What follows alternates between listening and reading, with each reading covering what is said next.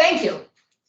This last criterion, the common sanctuaries, sacrifices, and customs, this last criterion is very telling. Herodotus does not speak of religion, an issue that in our days is so often at the core of an identity discourse. And in fact, there is no word for religion in ancient Greece.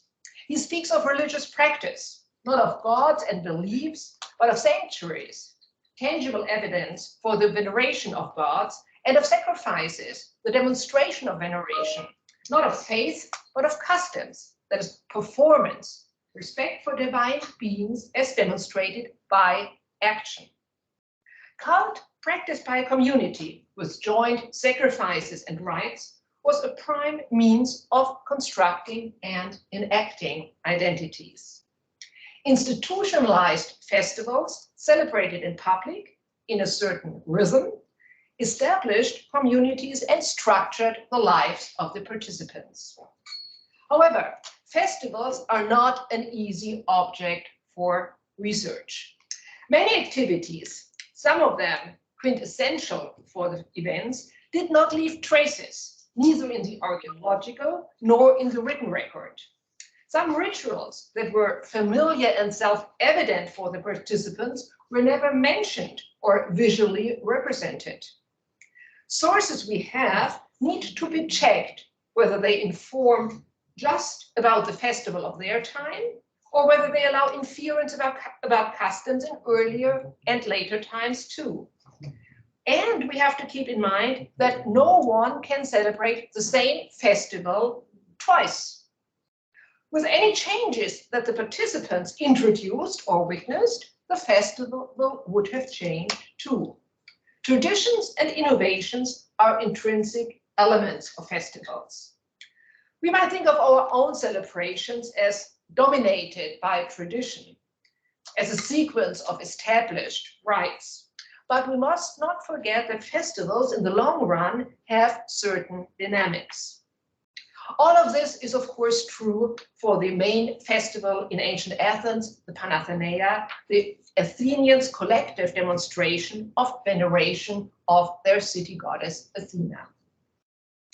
The American archaeologist Julia Scheer, in her PhD thesis of 2001, studied all the sources for the festival and wrote a history of the Panathenaia that spans about a millennium. In her recent book, she revisited this material with a different focus, one on group identities, and analyzed the participation and agency of the citizens, their sons, their wives and daughters, free non-citizens, and foreign visitors. She furthermore asked which of the identities constructed by collective participation served the goddess and established a cult community, and which rather served the polis and were targeted at the self-representation of the respective group. In this talk, I will concentrate on the earliest phase of the festival, down to the classical period.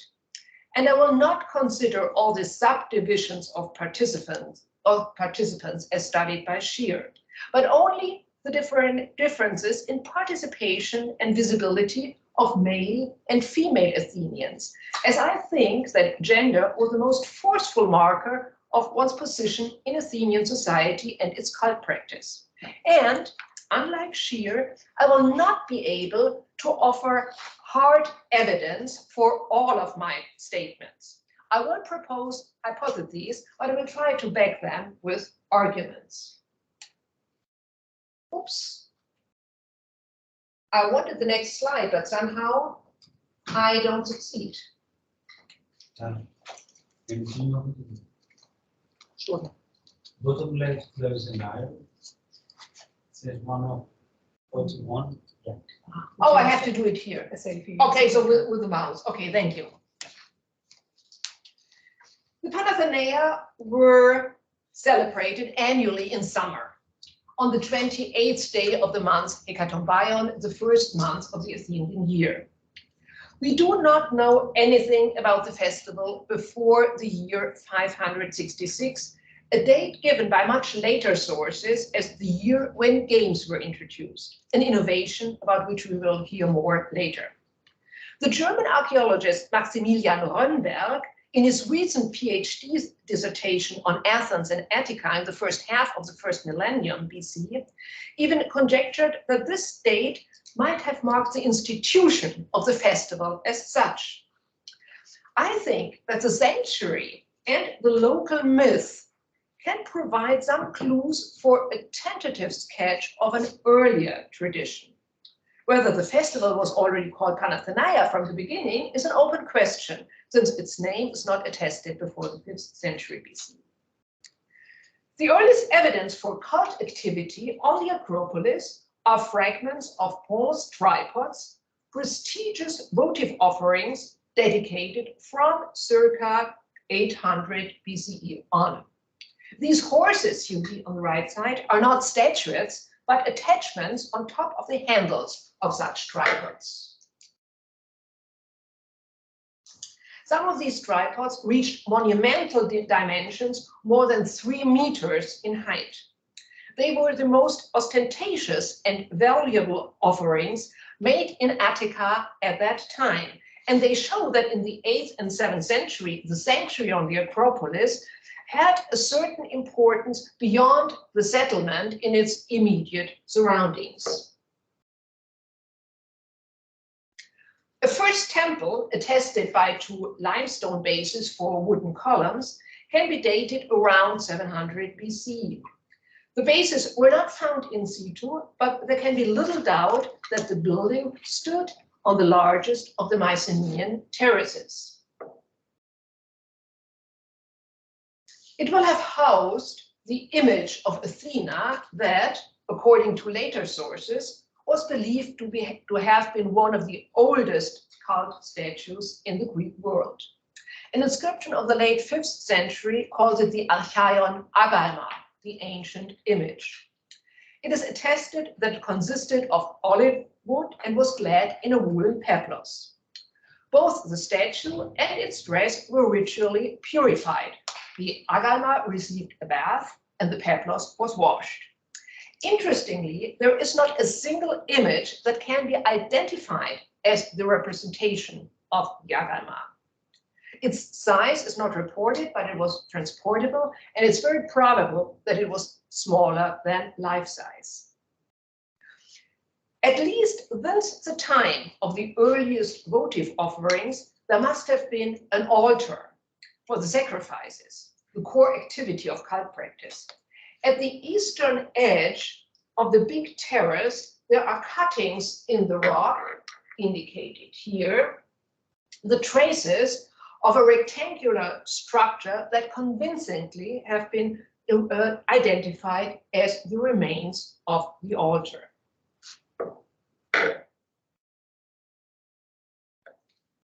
At the time the first temple was built, or a few decades later, the prestigious bronze offerings were joined by small, simple, inexpensive clay figurines, which prove that the sanctuary did not just serve as a place of competition for rich Athenians, but attracted a wider group of worshippers, the so-called Stempelidole. I hypothesize that in the 7th century, but maybe already earlier, the cult community organized an annual festival for Athena, and I would back this with a remark by Herodotus about annual offerings sent to Athena and Erectois by the citizens of Epidaurus, who wished to thank the Athenians for helping them in an event that, for historical reasons, dates to the second half of the 7th century. This early festival will have comprised prayers, hymns, dances, and sacrifices. There will also have been a procession, because any sizable group of persons who intended to walk up to the sanctuary and perform rites called for some organization. The participants had to gather at a certain time and spot. They had to line up. There were certain functions to fulfill, like carrying cult instruments or music instruments, leading sacrificial animals. This organized group of worshippers headed towards the altar. The climax of the event were the sacrifices and the joint meal, one of the rare occasions for eating meat. This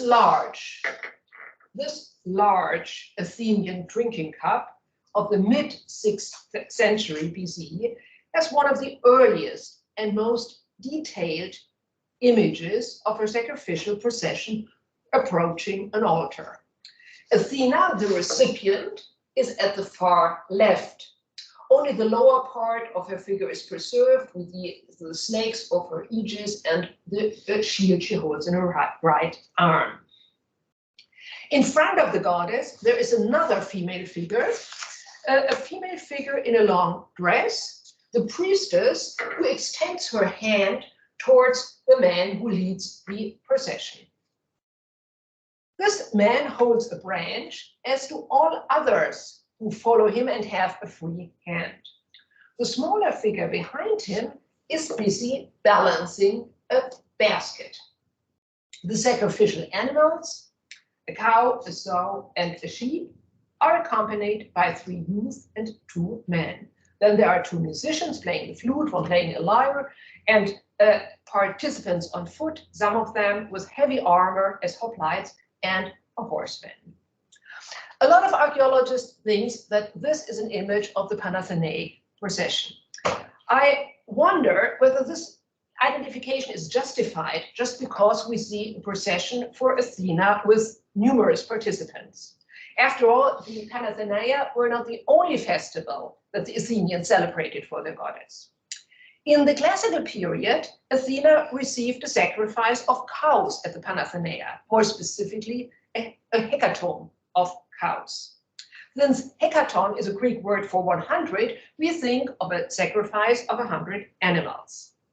Here we see a so-called tritoia, a common combination of cattle, sheep, and of cattle, pig, and sheep with male or female animals.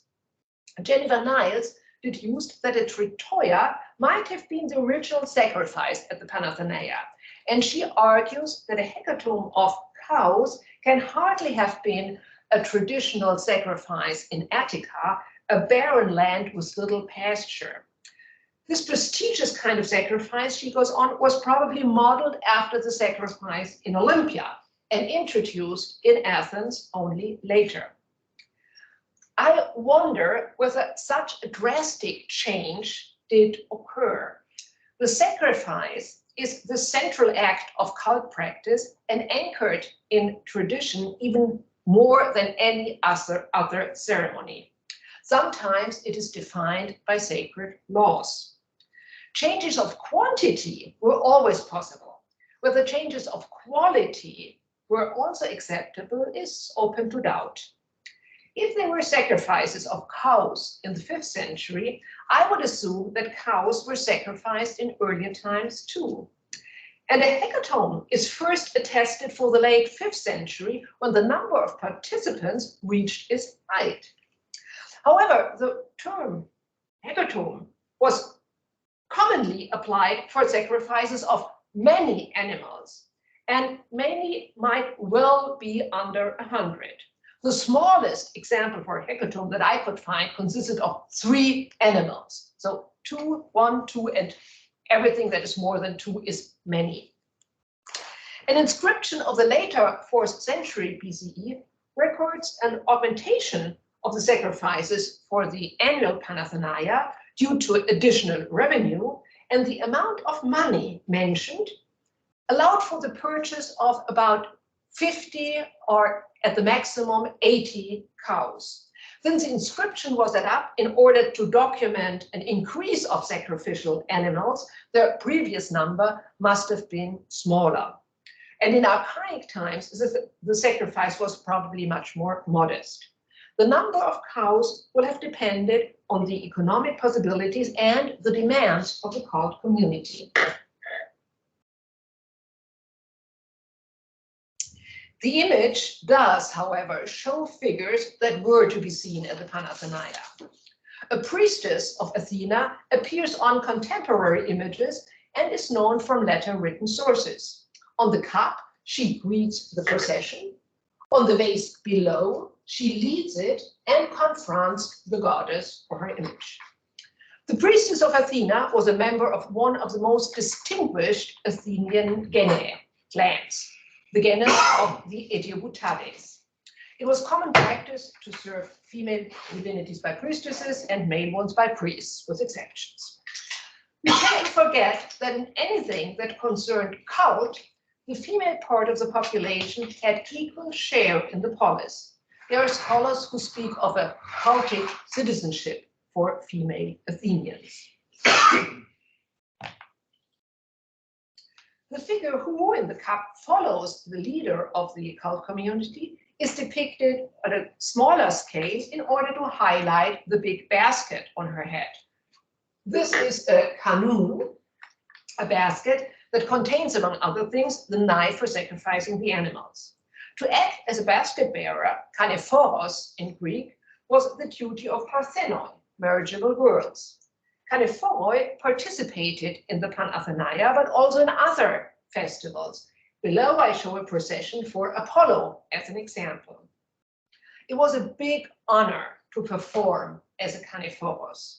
Since Athenian girls were married off soon after puberty, there was only a very narrow time span for any girl to be a kanephoros, and the community would see different girls at every festival. The kanephoria obviously intended to introduce female adolescents into cult service and to demonstrate their share by giving them prominence and visibility in the procession.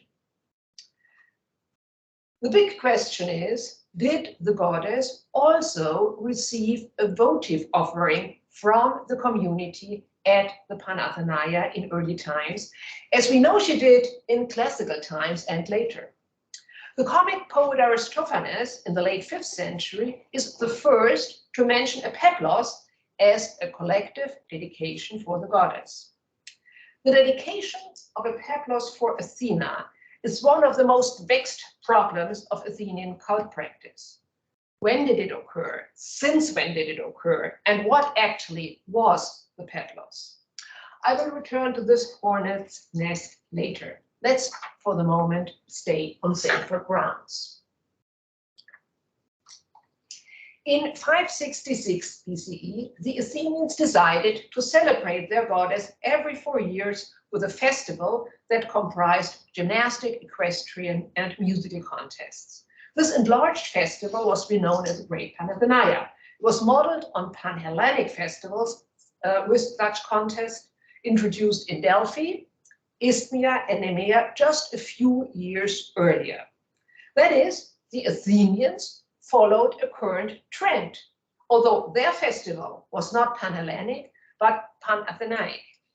Previously, there had been only one Pan-Hellenic festival with games in Olympia, and the Athenians had competed there. The institution of the Great Panathenaia has to be seen in the wider context of contemporary innovations, which go far beyond the organization of the festival. In the early 6th century, the Athenians began to look beyond their polis and to adopt impulses from abroad. After the Solonian reforms, the Athenian economy boomed. The new prosperity was demonstrated in the main sanctuary, where a new, up-to-date temple was constructed, a peripteros, a temple with a colonnade, the first monumental building on the Acropolis. Interestingly, this new temple did not supersede the modest megaron that housed the Achaean Agalma. We have seen the basis. Instead, it was constructed as an additional temple in the southern part of the Acropolis, as you see here, as a grandfather of the Parthenon, in the words of the American archaeologist Dinsmore. Architectural and sculptural remains of this temple were found in the excavations in the late 19th century and can be appreciated better than ever in the new Acropolis Museum.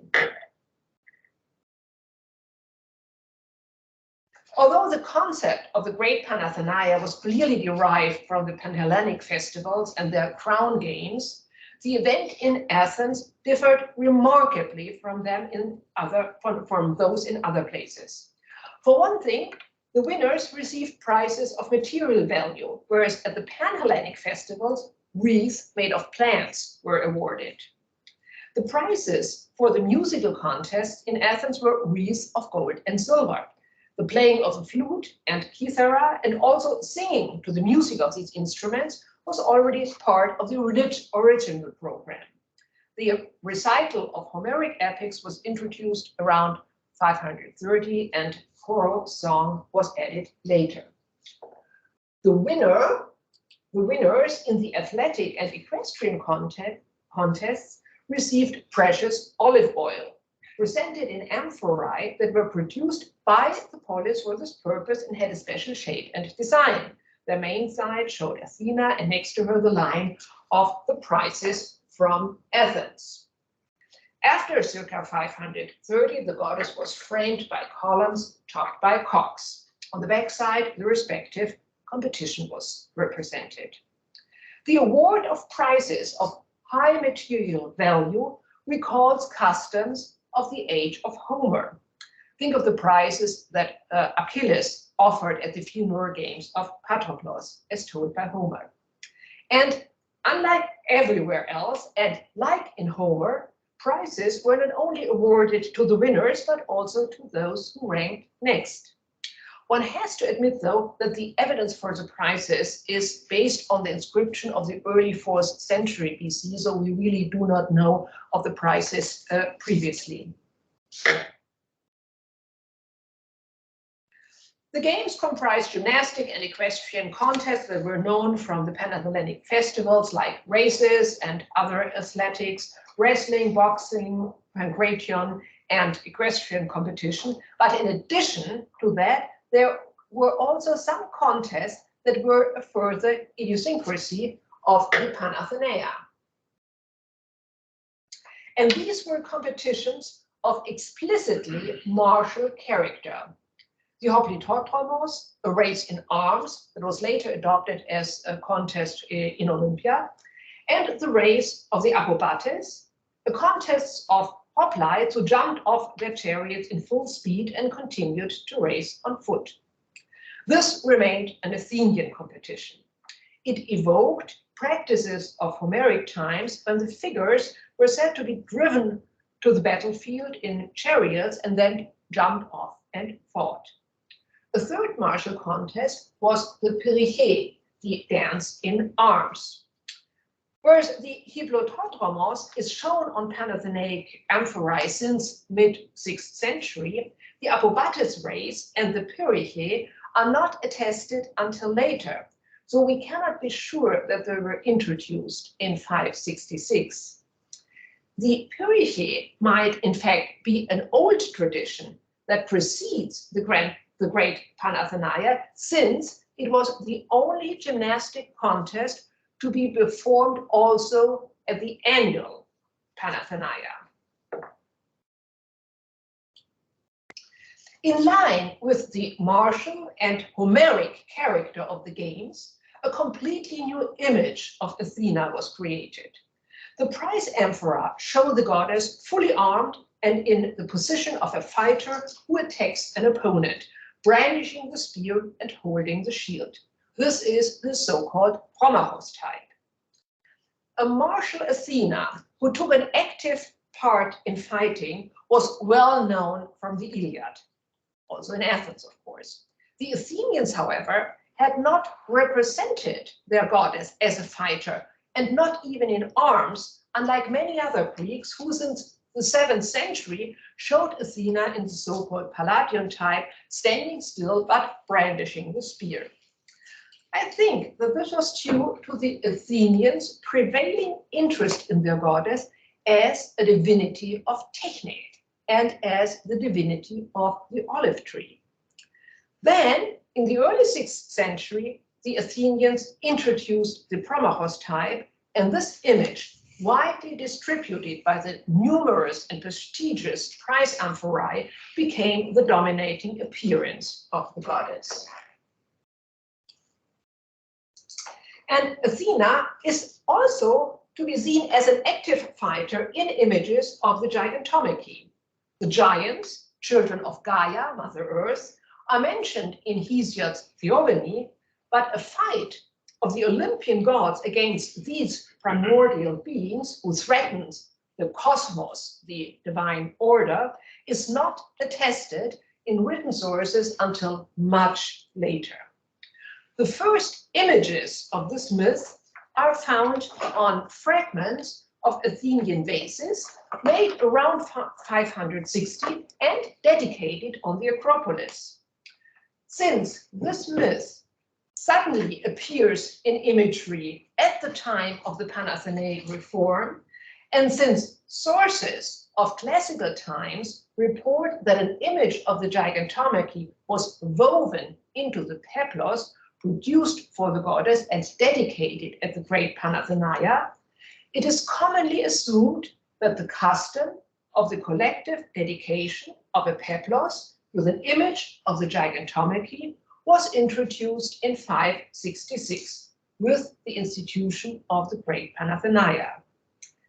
And since the composition of these earliest vases is remarkably consistent with the core group of Athena, Zeus, and Heracles always in the same position, it was furthermore conjectured that the vase painters drew their inspiration from the image shown on the peplos. You see on these fragments Zeus, who is mounting a chariot, and Heracles is already on the chariot and shooting an arrow. Well, this is not preserved, but here you see him. And this is a later image that repeats this composition. And then you have Athena, who, as a promachos, rushes against the attacking giants. And you also, in these early images, you see a female figure, here she is, who approaches Zeus, that is Gaia, the mother of the giants, in a supplicant gesture. I join Luca Giuliani, who argues that the gigantomachy was not only a new subject for artists, but that it was a new myth invented for the great Panathenaia. Unlike Giuliani, however, I do not think that the tale of the wild giants who threatened the cosmos, the well-ordered universe, was motivated by the wish to warn against potential tyrants who aspired to overthrow lawful and good government.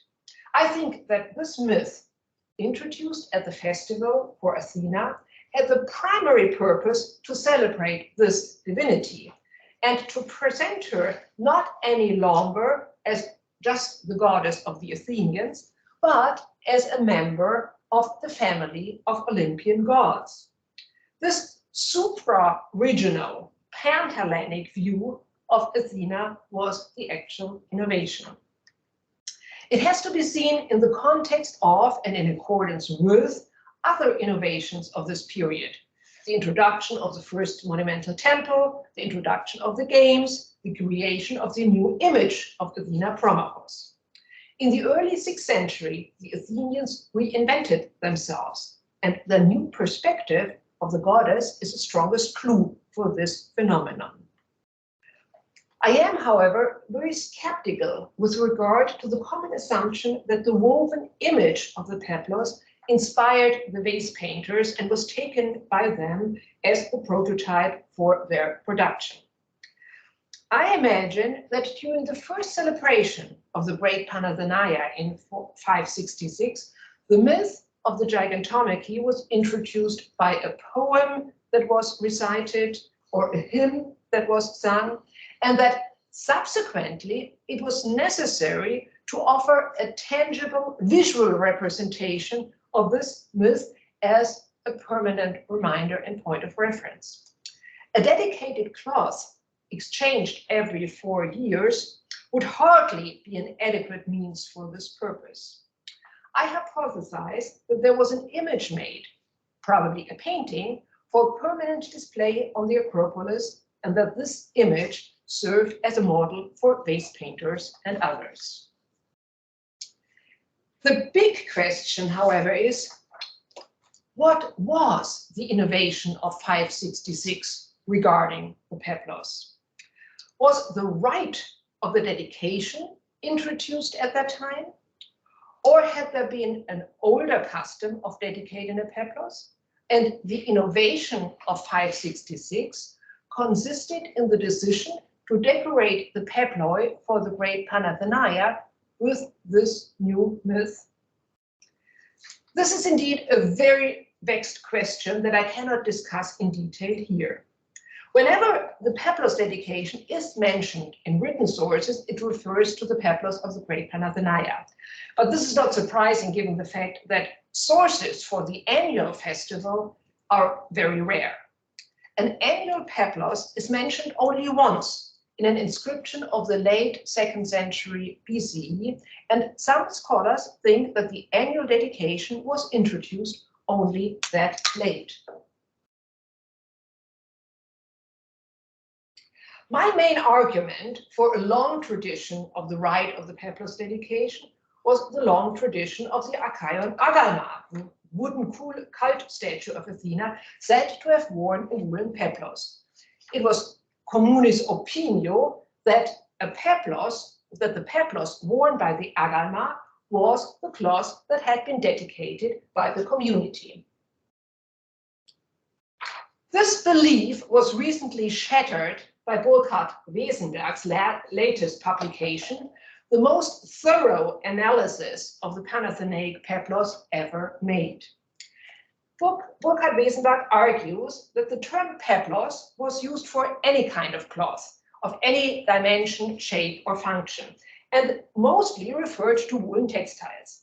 And he stresses that the archaeologists' conventional use of the term peplos for a specific female dress draped around the body is totally arbitrary. His main point, however, is the fact that no ancient source ever connects the peplos dedicated at the Panathenaia with the cloth worn by the agalma, both called peplos. Consequently, the identity of the peplos dedicated and the peplos worn by the agalma is a mere hypothesis. That means that the old age of the agalma cannot provide an argument for a long tradition of the peplos dedication, as I had previously thought. Wesenberg furthermore claims that the identity of both peploi is not merely an unfounded assumption, but downright impossible, because scholia, ancient comments on texts of Aristophanes and Aelius Aristides, agree in saying that the peplos to be dedicated for Athena at the Panathenaia was the sail of the Panathenaic ship. And therefore, it must have been very large and could not possibly have served as a dress for Athena's statue. A ship, as part of the procession at the great Panathenaia, is attested since the late 5th century BCE. But unfortunately, there's only one image that undoubtedly depicts such a Panathenaic ship. A relief used as one of the many spoils for the construction of the medieval little metropolis in Athens shows figures framed by the signs of the zodiac that refer to the sequence of Athenian festivals. And the Panathenaia are represented by the Panathenaic ship. But unfortunately, it has been largely destroyed by the Christian cross. We do not know which type of vessel the Panathenaic ship belonged to and at which time. And we do not know how big this ship was. But let's, for the sake of the argument, assume that it was a trireme, as Wesenberg suggests, some 37 meters long. You see here the reconstruction of an Athenian trireme of the late 5th century, with a mainsail of around 95 square meters. And yes, this would definitely be far too large for any garment, for any statue. But you also see that there was a so-called boat sail, and not only in the late 5th century, but earlier, as this black figure fragment shows. And I could not resist the temptation to visualize how an extended peplos of half the size of such a boat sail would look like, or even 1/4 of the size of a boat sail. I would not follow Wesenberg's argument that a cloth woven in order to serve as the statue's robe could not possibly have been displayed like a sail on the Panathenaia ship. After all, this woolen sail shown in the procession did not have a practical function. Wesenberg was not the first to suggest that the Panathenaia ship was introduced as part of the Panathenaia procession after the Battle of Salamis in 480. The victory of Salamis over the Persians was gained under the command of the Spartans, but it can be regarded as an Athenian victory, and it was because Athens had provided at least half of the entire Greek fleet. I do agree that this unexpected victory, which paved the way to Athens' leading role in the Delian League and Athens' supremacy in the High Classical period, is the most probable motivation for the introduction of a ship into the procession at the main festival. However, Wesenberg's conclusion that the dedication of the peplos was also an innovation of 480 has to be rejected. Wesenberg thought that the peplos was inseparably linked to the ship because the scholia call it its sail. However, normally a sail serves a ship, and a ship can do without sails because a ship can be rowed, and in fact the triremes were rowed during the battle. In the case of the Panathenaia ship, however, the relationship is different. The ship serves the sail for transport, and the sail and the peplos for transport and for display.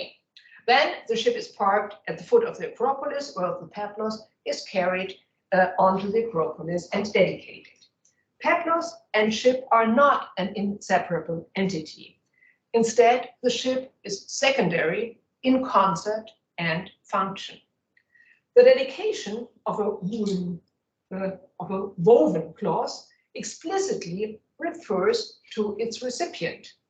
Athena did not only weave her own clothes, but also some for her fellow goddesses.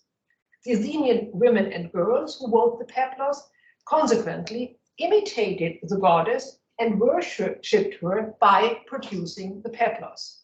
The ship, on the other hand, had no symbolic meaning, neither for the goddess nor the gift, because neither Athena nor the peplos came from afar or over the sea.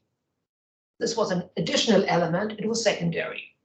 It reminded, though, of the male Athenians' triumph at Salamis. I would continue to favor a long tradition for the rite of the peplos dedication, although it must be emphasized that this is a hypothesis. But it is a hypothesis backed by arguments.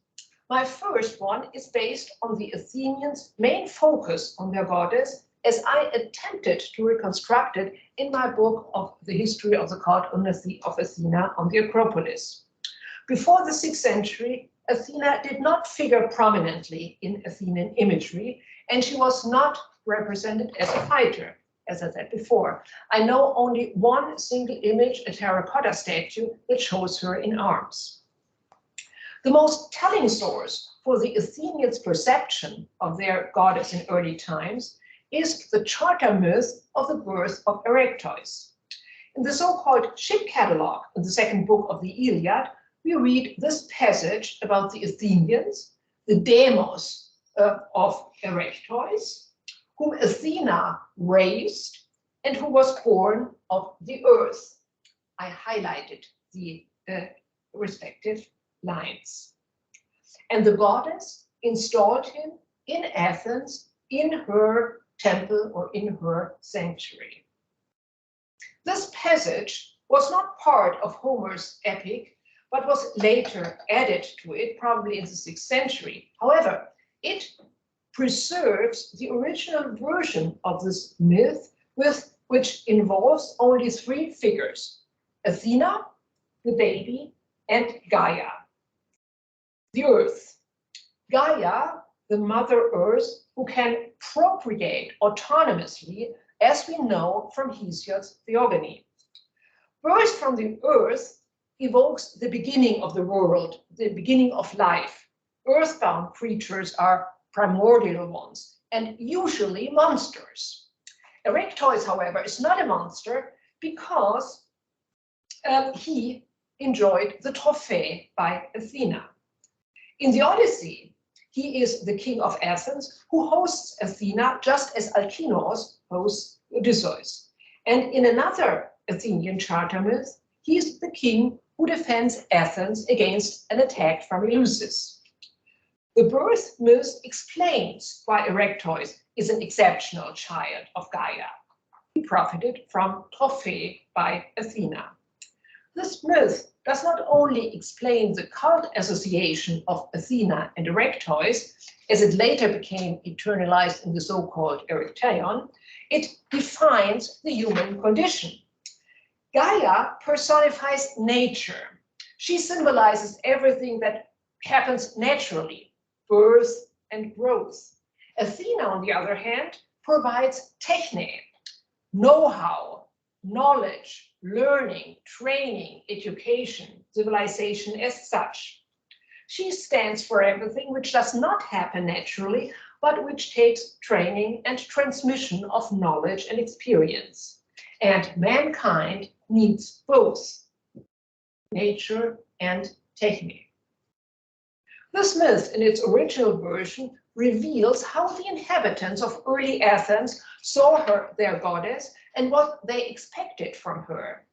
The goddess was a goddess for the oikoi, for the households, and her unmartial appearance reflected that.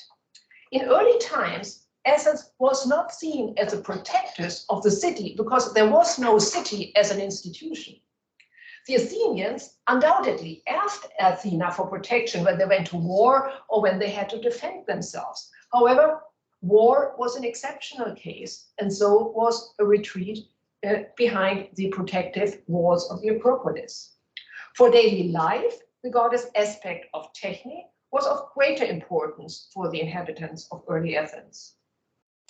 And I want to remind that Athena also had given the olive tree, the backbone of Athenian agriculture. And I suppose that she also taught the Athenians how to cultivate this tree, although there is no myth that actually attests to this lesson. I already said that Athena was a prototypical weaver. Weaving was a female task. Athena had a priestess, and more female cult personnel is attested. I think that a cloth woven by female Athenians who, with this activity, imitated the goddess and proved that they had learned from her, would have been the perfect choice for a collective offering to the goddess. And my second argument is the observation that dedications of woven textiles are indeed attested for the early first millennium in various sanctuaries, for Hera in Argos, Hera on Samos, Apollo in Amyclae, and colleagues recently reminded me of such offerings in Francavilla Maritima in Calabria and Foce del Sele in Lucania.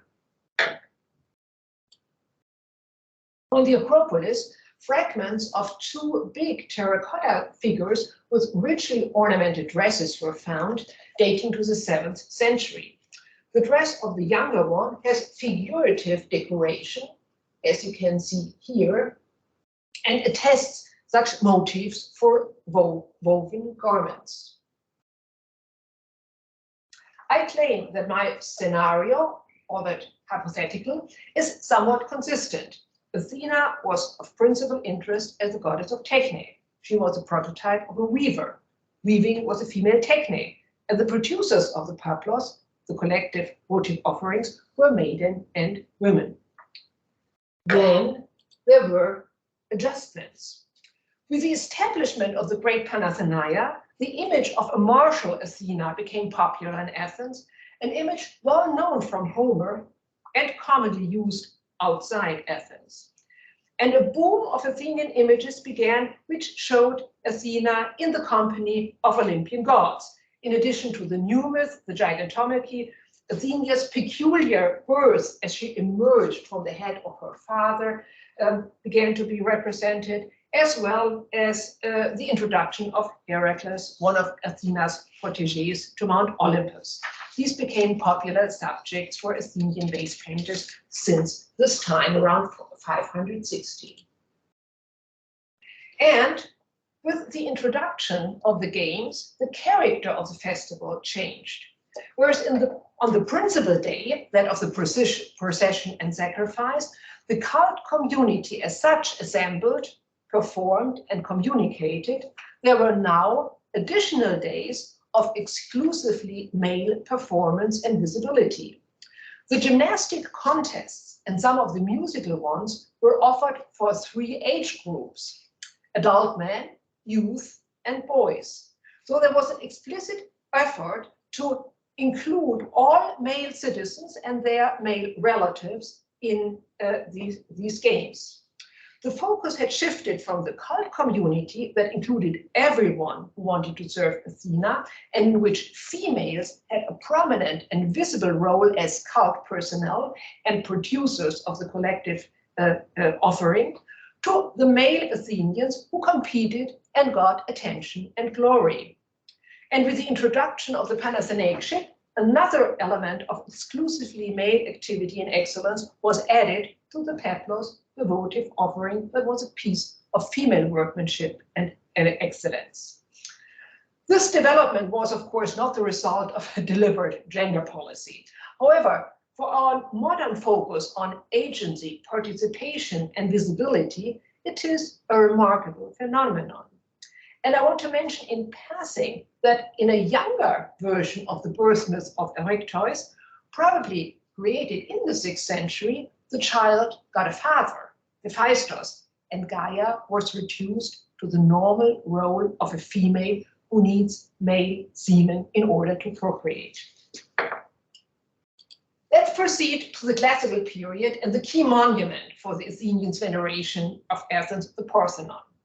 Its sculptures, as much as they tell about Athenian self-understanding and pride in the high classical period, are in fact prime evidence for older traditions. Whereas the West facade shows myths that are intrinsically linked to the Acropolis, the strife of Apollo, the strife of Poseidon and Athena for the land of Attica, and underneath in the metopes, the attack of the Amazons of Attica. The east side features Athena consistently as a member of the family of the Olympian gods, and thus continues and eternalizes a perspective of the goddess that had been one of the major innovations of the mid-6th century, part of the program that led to the construction of the first peripterus at that site, the grandfather of the Parthenon, and the institution of the great Panathenaia. The birth of Athena was to be seen in the pediment, a topic first represented in Athenian imagery around 560. And the metopes showed the gigantomachy, with Athena literally bringing victory as a figure who accompanies her. In the frieze, Athena sits in the company of her Olympian family, although the temple is only hers. She is the counterpart of Zeus, the first god on the left side, and joined by Hephaestus, another god of Techne. Most figures of the Parthenon frieze, however, are mortals. Breaking with all conventions for architectural sculpture on temples, the subject of the frieze, 160 meters long, is not a mythical event, but people practicing cult for Athena.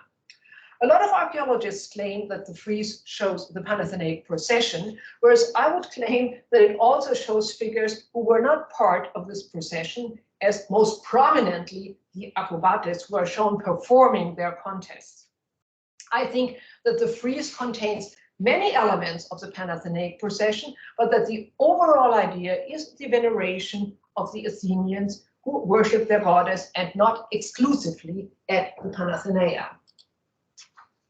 In the frieze, one sees many youth, but also boys and some elder men with old-fashioned hairdo. And in the East frieze, female figures approaching from both sides. The only male figures among the mortals are some marshals in the northern part, and the first one gives a sign, as giving a signal to the group advancing from the left, where there are no male marshals, and he thus conveys that all the group of females coming from the right and from the left, that they belong somehow together, and that the eponymous heroes and the Olympian gods and the scene in the center, that these are taking place in different spaces and in a different environment. The female figures, maidens with long hair and married women with their hair pinned up, are clearly marked as active participants in cult practice by the instruments they hold, oinapoai, fialai, and the myatheria, an incense burner. The central slab, the one above the entrance to the cellar, shows mortal figures too, and there have been long and hot debates about what and who is represented. I would like to concentrate on what is actually to be seen. We see 5 figures of different sizes, 2 adults and 3 younger ones. The adults turn their back to each other, forcefully conveying that they do not belong to one and the same scene. So we have 2 groups, 2 male figures on the right and 3 female figures on the left. The man holds and raises a large cloth folded several times, and the boy grabs the lower part of it with his left hand. So he neither brings nor takes the cloth, but his gesture reveals that he is somehow involved in an auxiliary function. A cloth presented so ostentatiously at a temple of Athena will be the peplos that the goddess receives from the cult community. Since it is a votive offering of the entire cult community, the person who holds it in his hand will be a representative of this community, the archon basileus, the official who was responsible for affairs of cult. This function is visualized by his garment, a long chiton, commonly worn by priests. Since private votive reliefs show the donors offering their gifts to the cult recipients, there should be no doubt that this image too was intended to show the presentation of the peplos and not some later part of the ritual. In the left scene, there is an adult woman and 2 girls. Their younger age is not only demonstrated by their lesser size, but also by the strap visible at the right armpit of the figure at the far left, a device that refrains the chiton from floating. Such straps are commonly used for the garments of maidens. Both girls carry objects on their heads that are highly disputed. Are these stools whose legs are lost, or are they trays? And what is wrapped in the cloth on top of them? I join those who interpret the scene as an image of the arephoria. This rite is reported by Pausanias and involved 2 girls who, at the end of their service to Athena, carried certain unknown objects down the northern slope of the Acropolis at night. My main argument would be the composition, whereas one of the girls is showing in interaction with the woman who demonstrates her authority by touching the object to be carried. The girl on the left is about to turn to her right and thus conveys that there is a movement away from the woman. So I think here we have the priestess of Athena and 2 arephoroi. The precise identification of the scene is not my concern here. What we see are 2 adults, a man and a woman, and 3 adolescents, a boy and 2 girls. And all 5 of them are involved in rites. We thus see figures who represent the cult community, male and female Athenians, adults and representatives of the next generation. How could one have visualized more persuasively that the cult for Athena was practiced by all Athenians and that this practice would continue forever? The central slab of the Parthenon is the Athenians' central promise to their goddess, and it is exemplified by all the other mortal figures in the frieze. To sum up, when we look at the Panathenaia in archaic and classical times, we see continuity and innovations. The nucleus of the rite remained the same: the procession, the sacrifice, the joint meal on the 28th of Hekatombaion. And I think that the dedication of a cloth woven by Athenian girls and women was part of this tradition. Weaving for Athena, the female Athenians imitated the goddess of Techne, who had produced garments for herself and other goddesses. The modes of the celebration were variable. After the reorganization of 566, the great Panathenaia gave the male Athenians great prominence, since 3 age groups competed for several days. Dancing the Pyrrhie, the dance in arms, male Athenians imitated Athena, who had invented this dance, just as female Athenians imitated the goddess when they were weaving the peplos as votive offering of the community. And I repeat that the Pyrrhie might have been an old tradition too. With the introduction of the Panathenaic ship as a means of display for the peplos, a demonstration of male excellence, the fleet, was combined with that of female excellence, the weaving. The Parthenon frieze finally shows male and female Athenians in public space, and they are shown serving Athena, not only in the Panathenaia, I think. The central slab above the entrance of the cella visualizes rites performed by representatives of 2 generations and thus confirms that the Athenians' veneration for their goddess will never end. This talk, however, will, and I thank you very much for your attention.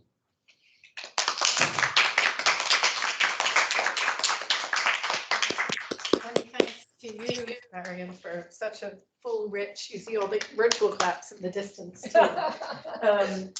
I want to encourage our online audience as well as our in-person audience to join me in questions and comments. If you could put up your virtual hand to bring attention to the fact that you want to speak, I'd be grateful. Otherwise, if you're actually here in person, we already have a question from Edward, so we'll start with Edward. I'm turning on this. It's okay. It's better to see mine. Thank you. That was fascinating. I really enjoyed it, and just the idea of the Panathenaia. I knew some, but I didn't know enough about this. And the thing that struck me the most was the ship.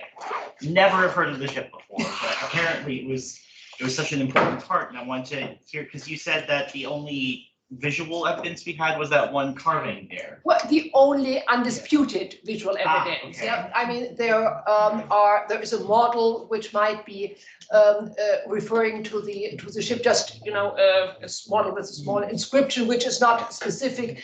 Then there is a votive relief, which I think a votive relief of the 4th century, which is very important, comparatively early in relation to the written evidence.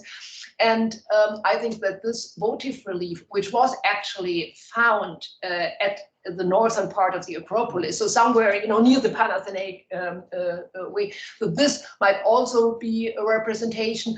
Wesenberg is super critical, and what cannot be, what is not really 100% secure, he would contest. So because I was not concentrating on the ship, I did not want to present here these possible, these possible illusions. But there's no denying the fact that there are very, very few visual, there's very few visual evidence for the ship, but that there was one. This cannot be denied. And the funny thing is that in sources of the Roman imperial age, the later you get, you still have the mention of the Panathenaic ship. And once, it became a big idea after the 2nd century AD, and you had several persons actually, reported priestesses and people, and you don't hear about the peplos anymore. And I have a hard time imagining that somewhere, in the 3rd, 4th century AD, they continued to send the ship, but that they omitted the peplos. But maybe this just attests, to the to what was more visible or what was more spectacular for visitors from abroad. You never know. But there is not much evidence, except for written sources from Aristophanes to what we might call almost late antiquity. So the Panathenaia ship is attested for several centuries in written sources. No doubt about that. Okay, thank you. Can I follow up on that maybe, and also ask about, tie it in with Dionysus's ship cart? Because we know that there was one also used possibly with the Anthesseria. And we have, again, very slight evidence, but a little bit more. I know of 4 pots for that one. I mean, if we think, okay, they've got a ship cart for Athena, and we've got a ship cart for Dionysus, then doesn't that normalize it a bit? This is the problem. If you in scholarship, you find the expression ship cart a lot for the Panathenaic procession. Schiffskarren in German. Schiffskarren or whatever, But I think this is one of the differences in the procession for Dionysus. There might really be a contraction like these carnival floats that we have. Yeah. Whereas apparently in the Panathenaic procession you had a real ship, and the problem is, was this a ship as beauty? No, was it a ship that they actually captured in the Battle of Salamis? And then how long would that last? Was it an Athenian ship that demonstrated, the power of the triremes? We do not know which kind of ship it was, but I would not take, these scholia just as literally or just concentrate so much on them as Wesenberg does.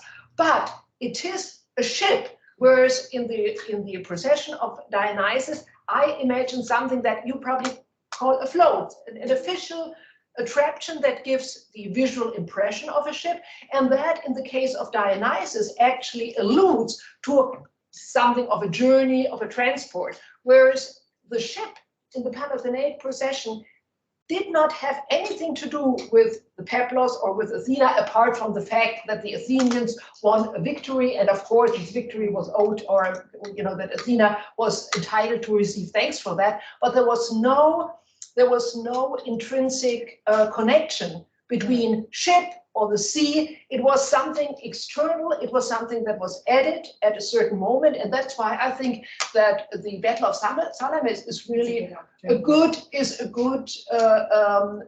time when we can imagine that it was introduced. And we know from later times, from Herodotus Atticus, that it was a real ship. I mean, there is no doubt about that, But I'm not talking about the imperial age and about what Herodotus Atticus did. I'm talking about, 5th century Athens, 4th century Athens, and we have to imagine not some kind of carriage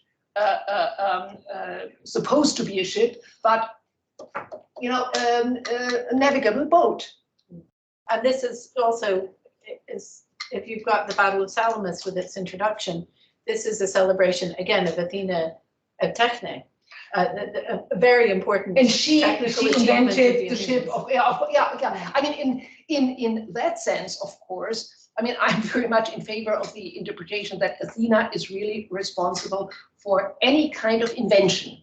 Everything, where it takes some brains to an innovation. And of course, she would be connected with ships, but still, in the entire tradition of the Panathenaia, the ship is something, that was motivated by a spectacular event with the fleet. That's why the thing with Salamis is so convincing. And it was maintained for such a long time. And I'm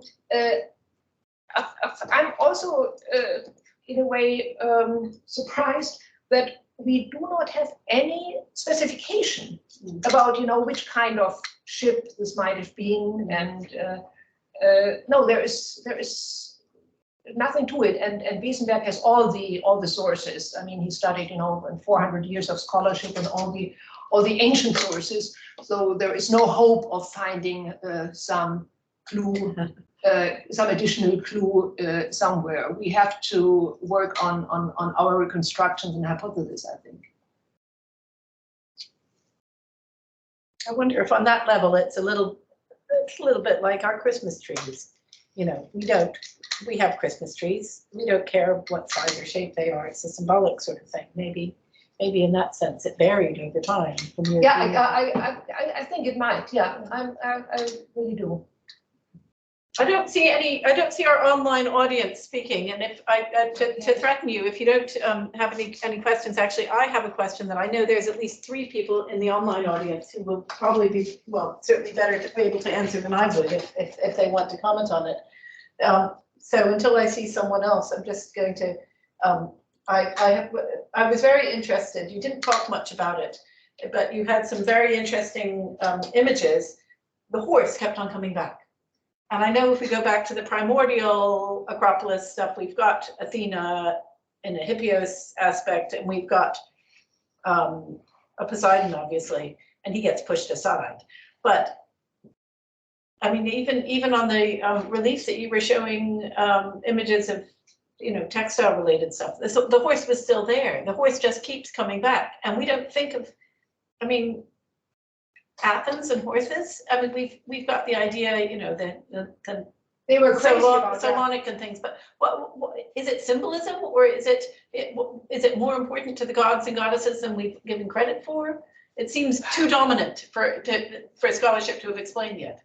Do you mean just the Parthenon frieze or anywhere? Everywhere. It was on all your reliefs. It was on the figurines coming in the 7th century, and the tripods, and everywhere. I understand what you mean. I don't think that this.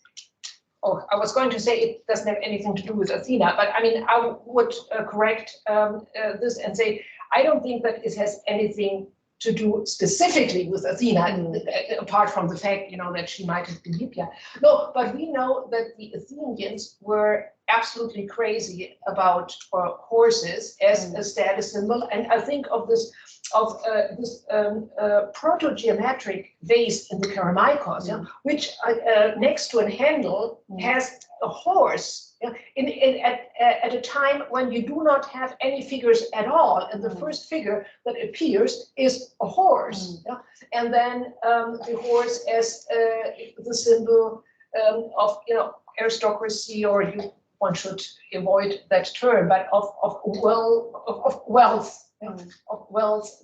Then this Homeric idea of having more chariots. I mean, this is in a way almost a ridiculous idea, but the apobates surely go back to what people knew from the Homeric epics, and so I think we have to look at every context. What does a horse, or what do horses mean in a specific context?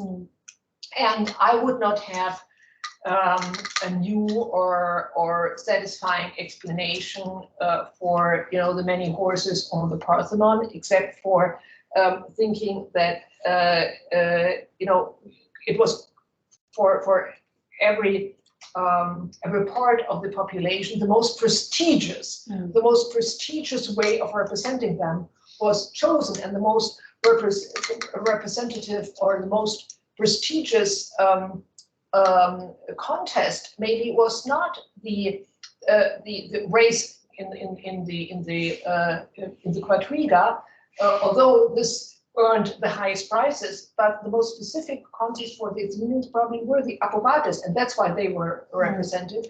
And although there were only very few horsemen, as we know, even after Pericles, they were chosen because it was the most prestigious way of showing the Athenians, and even on the archaic base after. Behind the Hoplites, you have horsemen.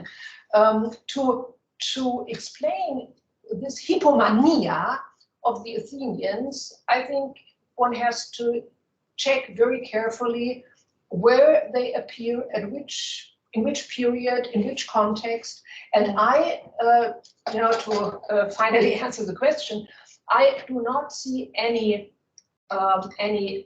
specific connection with Athena, except for the fact, of course, that she was credited with having invented the bridle. No, the horse as a creation or as a creature of Poseidon, but she, of course, provided equipment in order to treat horses for the interests of the Athenians or the interests of mankind. But so in that way, she almost takes over from Poseidon. So what? You've got a horse, but I can control the horse. Well, something with my like technology. So, our online audience very distinguished and wide-ranging in knowledge, but they don't seem. Oh, Emma Aston has come to the floor. Emma, please, if you put on your microphone here, we can see you. It's great to see you in Cincinnati. Great to see you. Great to see you.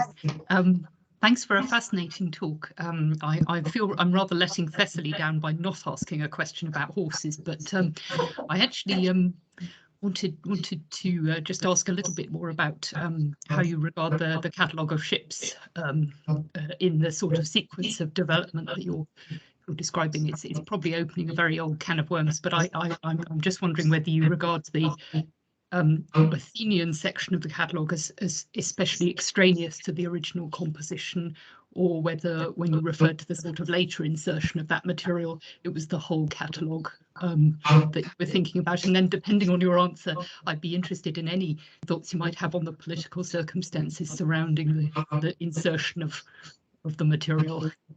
well, thank you very much for the question, but I am afraid that I am simply not qualified to answer it, because I mean, I'm just not a philologist.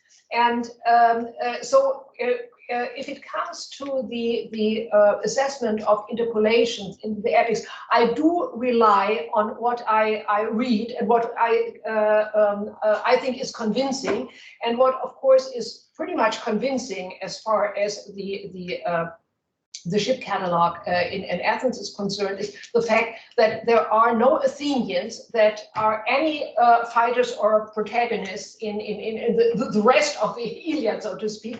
And that is why I thought it was convincing to take this as a later interpolation. And for my purposes, of course, the earlier you get, the better the evidence is, because it might be, let's just for the moment assume that it was mid or even late 6th century. This was a time when very probably Hephaestus had already been included into this myth.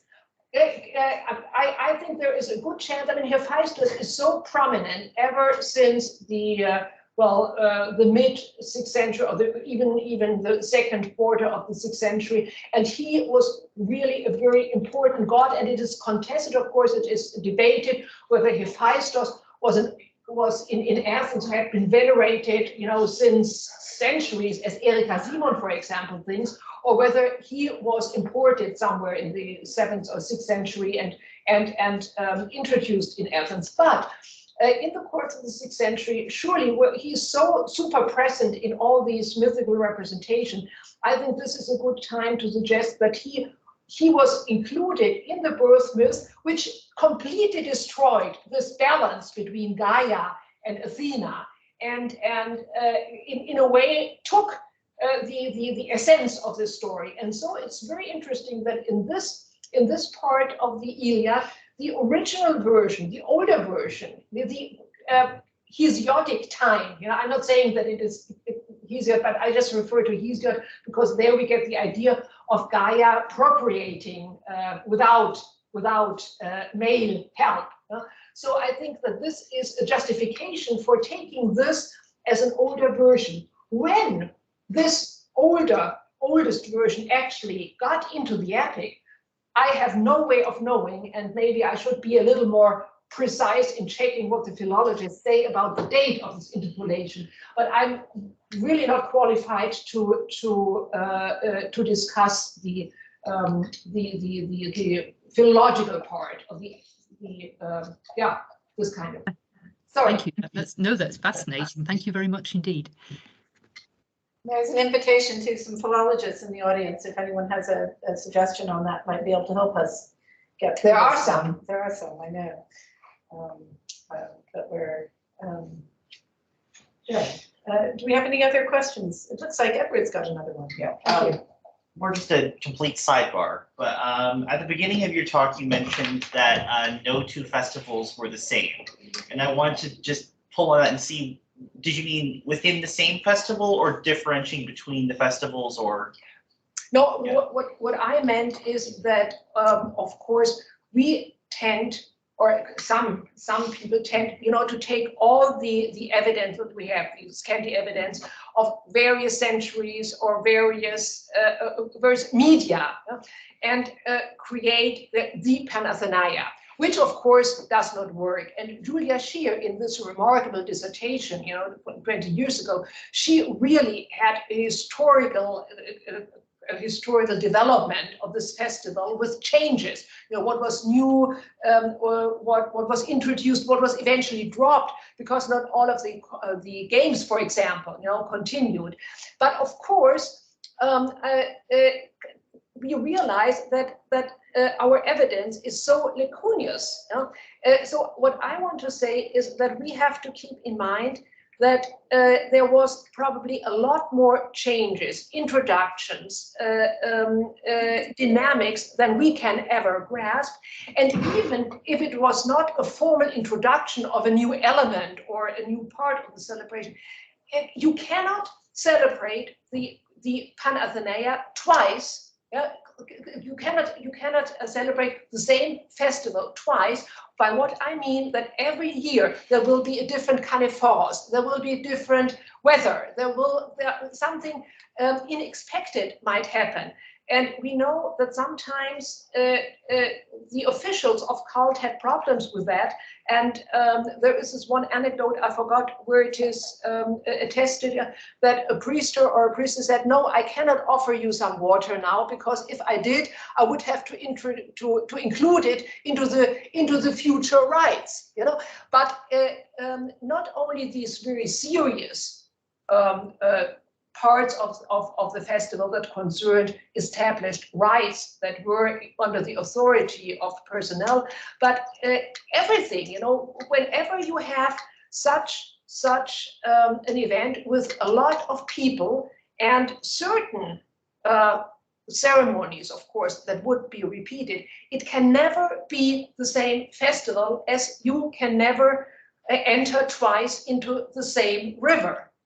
And this is something I think that we have to keep in mind when we talk about the Panathenaia in the 6th century, in the 5th century, as I was doing, but I was, of course, trying to not only try to grasp somehow developments and innovations, but also allow some space for hypothesis, and you might even call it speculation. I try not to speculate wildly, but I would dare, to go beyond, some documented thing and think of to bridge, let's say, to bridge pieces of evidence by tentative reconstructions. And I was saying this, that you can never have the same festival twice, in order to draw attention to the fluidity of something, you know, with hundreds of participants, and things might go wrong, things might not even be perceived by the participants as something new, you know? But then for an external observer, you know, he might, oh, well, the last time we did it differently. I have my memory says it was done in an additional way, and those who participate might not even be aware of the fact that it is an actual change, or whatever you call it. But it's very tricky. We are talking about you know, a time of a ceremony that was practiced over a millennium, and what is our evidence in comparison to that time span? Thank you. Barbara, Barbara Goff, grateful for your question now. If you can turn on. Thank you. Yeah. It was really fascinating. I'm sorry I couldn't be there for the beginning of your talk. But continuing what you were just talking about, is there is there an investment in the part of the Athenians in imagining continuity, or are they quite happy with the idea of change in ritual? This is a very, very interesting question in the sense that I would have to look more into the evidence whether we can answer this. We can. I wonder. I really wonder, because I would think that most of the participants, and maybe even the cult officials, were thinking that what they were doing had been done all the time. I'm a little skeptical. I wonder how people will have reacted to really definite introductions. For example, the new myth, or the introduction of the ship. There was one occasion when this was introduced. And of course, then everybody must have been aware of the fact that this was a new element, as the ship, or the reform in 566. But these drastic introductions with new parts of the ceremony, they seem to have been comparatively rare. And I think that a lot of changes might not have been perceived as changes, or I think that it might have been forgotten pretty soon that they were innovations. And the reason why I say this is that, for example, this doesn't have to do with the Panathenaia, but that, for example, Thucydides speaks of a certain part of the state burial as a patrios nomos. And probably a lot of people thought that what the Athenians were doing in 430 had been done for generations, whereas we as historians know that it was a fairly recent institution. So I think that a general tendency probably was to think of the components of this festival as being of an old tradition, if one thought about it at all. I don't think that anybody in the 2nd century AD thought about the ship as having been an introduction of whatever. I think that this mostly was not of interest. But you realize that I'm more or less talking out of the blue. I do not have any, I could not base any of what I've been mumbling with hard evidence. Well, thank you anyway, much appreciated. I see, thank you, Barbara, and I'm glad you could join us despite COVID. I see our seminar is scheduled normally for an hour and a half, and we're running out of time. So we've run out of time. I hope we've had all the questions that everyone brought up, and I'm sure Marion would be happy to receive any other questions. Definitely. Let me know if you need to get in touch. But unless anyone else has anything else to say, please join me again in thanking our speaker for a very interesting paper. Thank you.